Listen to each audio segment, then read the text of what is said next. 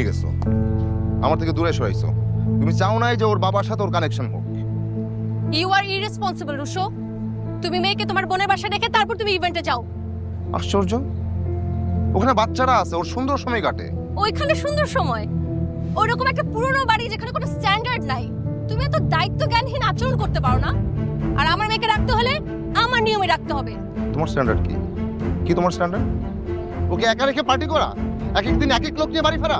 ছি রুশো, তুমি এতটা লেম। অবশ্য তোমার থেকে আর কি আশা করা যায়? তোমার মতো মিডল ক্লাস মেন্টালিটির এইসব মানুষ কি বুঝবে? বের হোক, তোমাকে আর এক মুহূর্ত দেখতে চাই না। বের হোক। ঠিক আছে, তোমার যা মন চায় মেয়েকে নিয়ে তুমি তাই করো। আমি গেলাম।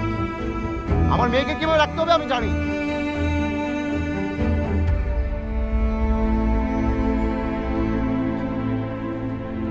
অথই,